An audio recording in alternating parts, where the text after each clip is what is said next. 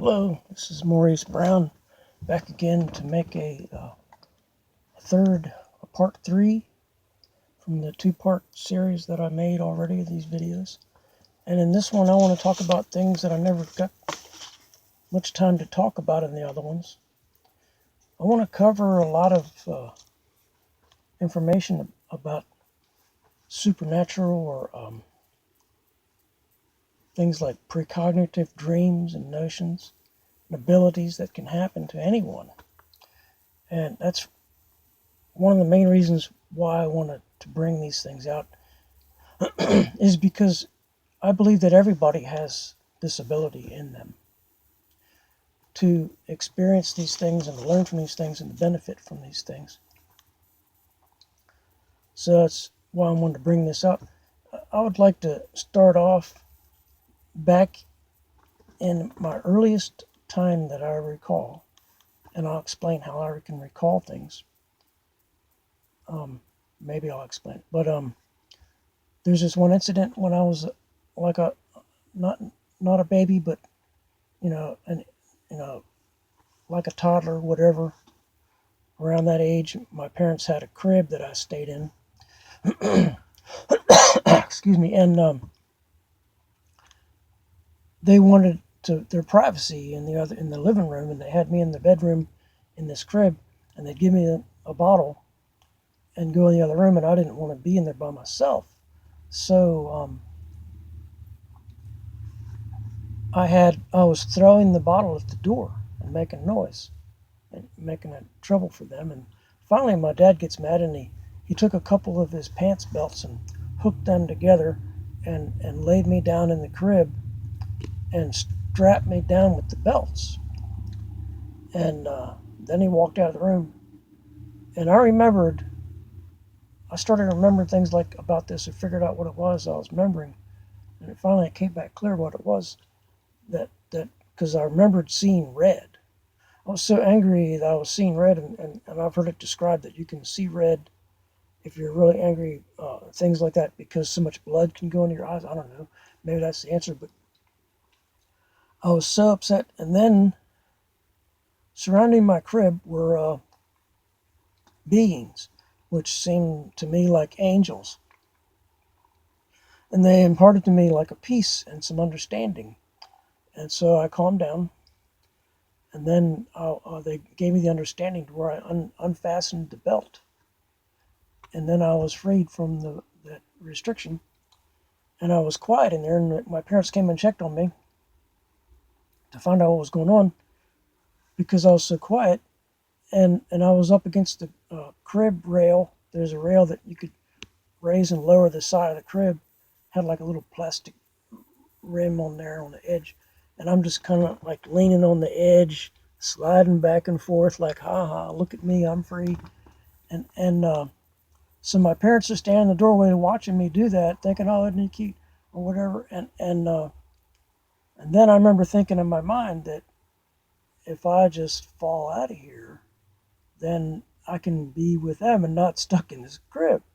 So I'm pretending, I'm making like I'm falling out, and then they were both trying to get in at the same time, and they're like bumping against the doorway, the door jamb, and their shoulders to each other.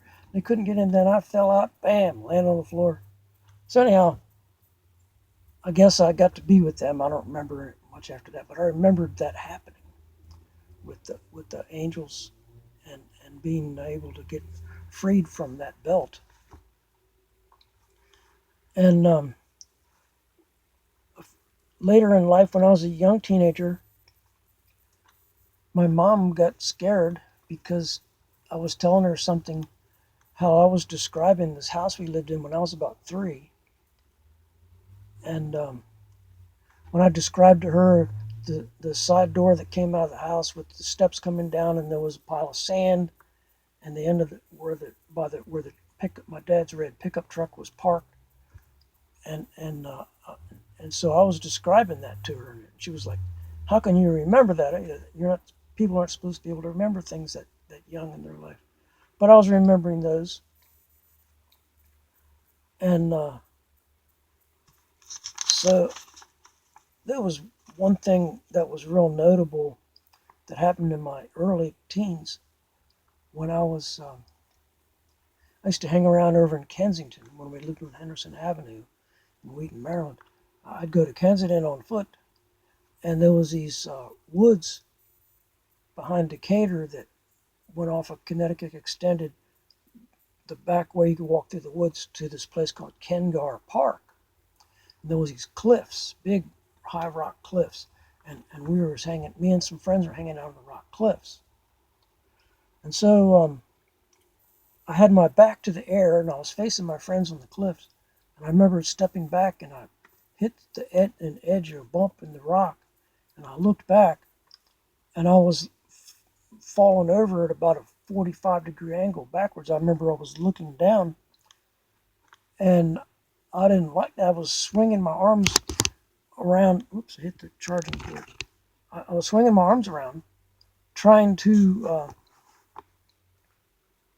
trying to get momentum, centrifugal force, whatever, to keep from falling. And I couldn't do it. I was just trying.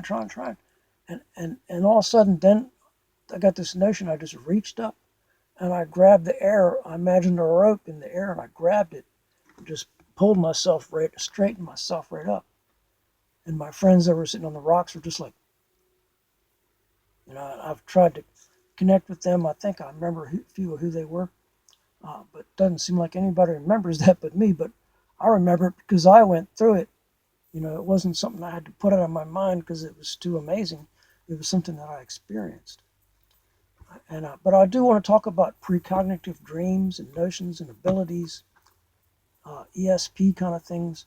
A lot of science will say those things aren't real, they're not provable. But then again, our government spent millions of dollars working on those kinds of projects. So, how trustworthy is science? I don't trust government either, but the fact of the matter is they've had programs about those things. Anyhow, I wanted to talk about this because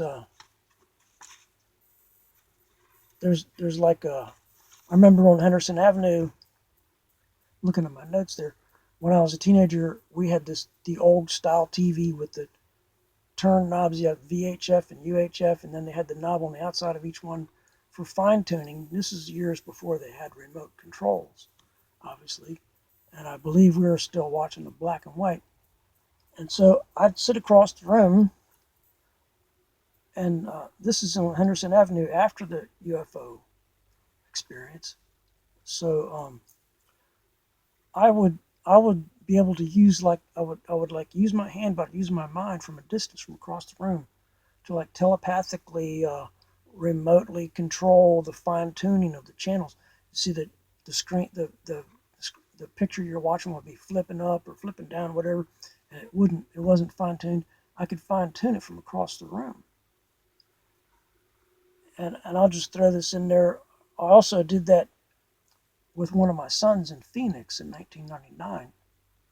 I had him up on I think it was either 98 or 99. It was shortly after my niece Grace Noel had passed on when she was only about 13, and my son and I were up on this bunk in the back of our travel trailer in Phoenix. I was laying down with him, and we had this little 13-inch TV at the end of the little table in between the two upper bunks, a little TV. And I was showing him how you can fine tune it because it was one of those old kind of TVs with the fine tuning on the outside. And so we were sitting there, and I was just showing him and describing how that works. And then he falls to sleep. And that's when I was like half awake and half asleep. And I woke up because I heard someone say something to me right above my head. Was just, there wasn't a whole lot of room to sit up in that upper bunk in the travel trailer, above to the roof and to the inside ceiling there. But in that area where the ceiling is, I heard this voice speak to me, and I recognized that it was Grace Noel. She had just passed on, and I heard her say, "I'm going back to see your mom." So apparently she had come to visit us. She had been to heaven, seen my mom, and came back to see us. I must have been in a spiritual ability and in that half awake, half asleep mode to be more receptive for that to come through. So anyhow, those are things that happened, and but it's important for people to realize. I'll give this example. When I lived with some friends in Four Corners, Maryland, before I became a real spiritual person in Christianity and stuff, I had we were living in this house, and goodness, I'm losing my train of thought. There was, I'll come back to that. I don't know what I was thinking about in that house. Um, there's things that you can. Oh, okay. What it was. We used to have a lot of parties there at that house on 711 Dryden in Maryland, near Four Corners, and I believe I've talked with Susie, a friend of ours, about this. I don't think she remembers it. I remembered it because I got so excited, freaked out. And at that time, my abilities might have been amplified because we used to use cocaine now and then back in those days. And that can do things where you can actually do them. You don't need drugs, but it's very possible that I was on cocaine when this happened, why I got so excited and why things happened. But what it was that happened was Susie and I both started saying the same thing at the exact same time. And then we'd say something again and again and again. And what happened like like 4 or 5 times at least, right in a row, we would say the same thing exactly. And it was always something different, but we were saying the same thing at the same exact time. And it kept changing what we were saying till finally it freaked me out so much I started leaping and jumping and shouting. And someone's like, "Oh, he's getting awful uppity." But anyhow, that's the kind of stuff that people need to pay attention to, because I believe everybody is psychic. We just blow it off or ignore it or don't pay attention to it. Now, I've experienced this many times in my life, and I know others do, where you'll be thinking of saying something, and for some reason or another you don't, and someone nearby says it, the exact same thing, and that can happen. That still happens with me and my son Sam here in this trailer, in this motorhome. We'll be sitting around talking while we're watching a movie, and we'll mention something, and just almost instantly afterwards, they say it on the movie, and we'd never seen that movie before, and that happens even on the radio. Those are common things. If you pay attention to them, they won't drive you crazy. They'll help you find out more of yourself and pay attention, because we all are psychic. We all have abilities, and we just most of us just blow it off and ignore it or deny it even. So anyhow, a lot of these things became real prevalent in my life after I had a near-death out-of-body experience in 1982. I think I wanted to go through some things that happened before that. There was a lot of things that happened on Henderson Avenue. And another thing I remember, years ago, I was talking with my older brother Don, and I believe it happened while we were living on Henderson Avenue. He had this friend, I'm thinking his name was Curtis or something, but it might have been his friend that drove a taxi cab. I'd have to talk with them again about who that was, but they had a camera and they took pictures of a triangular shaped UFO kind of following along them along their driving a car.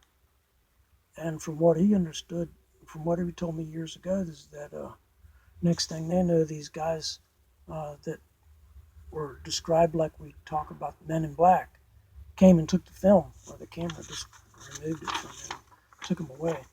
So those kind of things happen. They're not, a lot of times we see things in movies, but movies are often taken from real life experiences. And, so it's not all fantasy or fiction. And so let me see on my notes here. I talked about that in Maryland with my brother. One thing I wanted to explain here, why these abilities are in everybody is because a human, a person, man or woman, no matter what your nationality or religion or anything like that, we all are a spirit. We live in a body, physical body, and we have a soul. Your soul is that part of you that reasons and thinks and feels emotions and makes choices and decisions.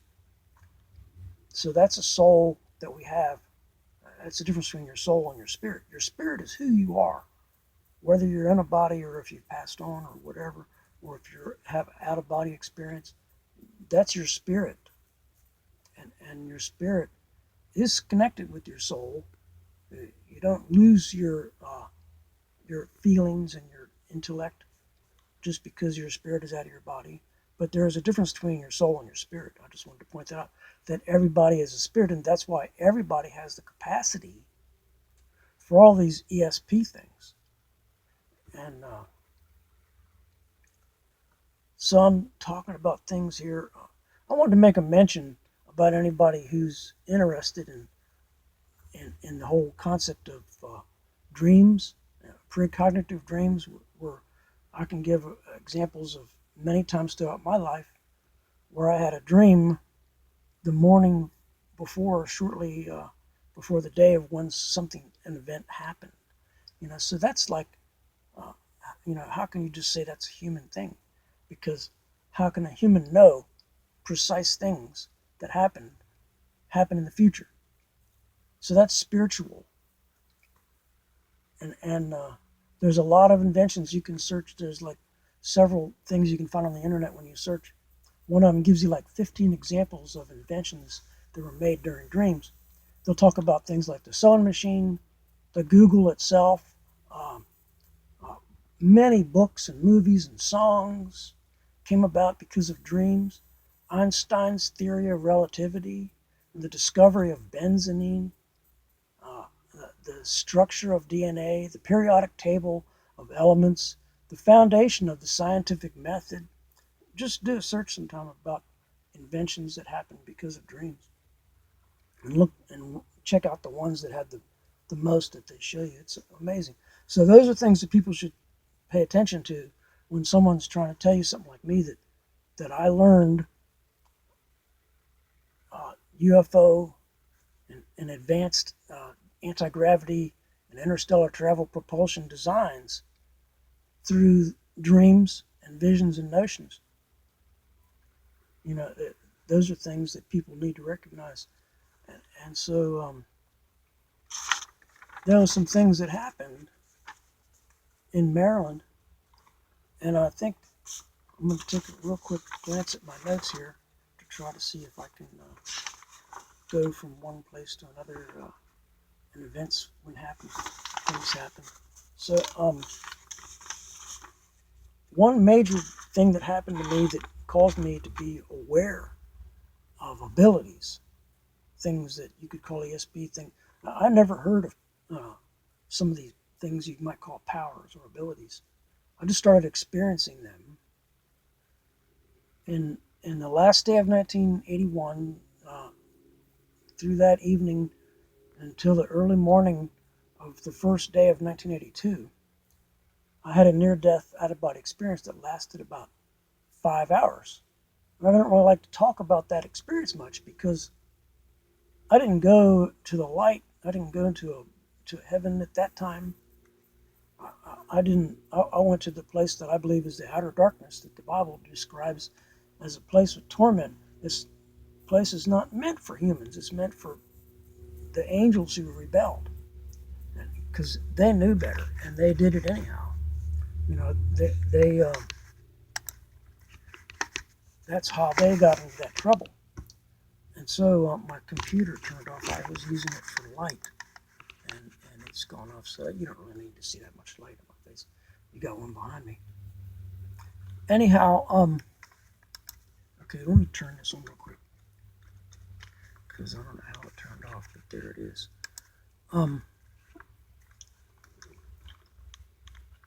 I had this experience, and when I came to, I don't want to go into the experience a lot, but there was a time during when I was out of my body when I cried out for mercy. And for some reason, I know a lot of people who have passed on and didn't come back.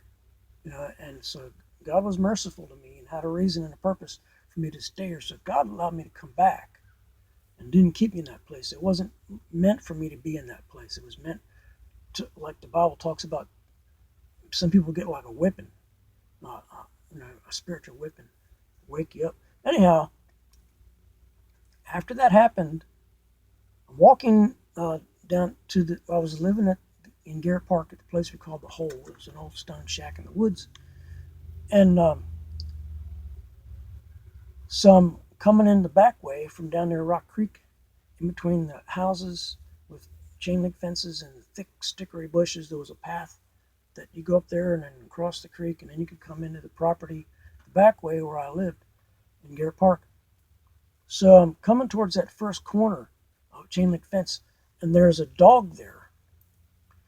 And the dog was like a all white, large shepherd, but very, very vicious. This dog just, I mean, I was trying, remember thinking, I didn't have any weapons. I didn't have a knife or a pistol arm or anything. I had sold a lot of things for different reasons. And so I had to go past there. And the dog was all crouched down. I was like, roar, it was really, really vicious. And I'm like, oh my God, he could just leap over that fence and chew me to shreds. I just looked at that dog eye to eye. And I was just thinking in my mind, I've been through it tonight and I don't need yours. And that dog tucked its tail and ran up on its back porch. And I'm walking along thinking, Lord, that's there's something behind. Because something was talking to my subconscious saying, oh, don't make any rash choices or decisions. Everybody needs you to stay like this prestigious hippie biker that you are and, do these things. And I'm like, I don't know. That seemed awful real to me.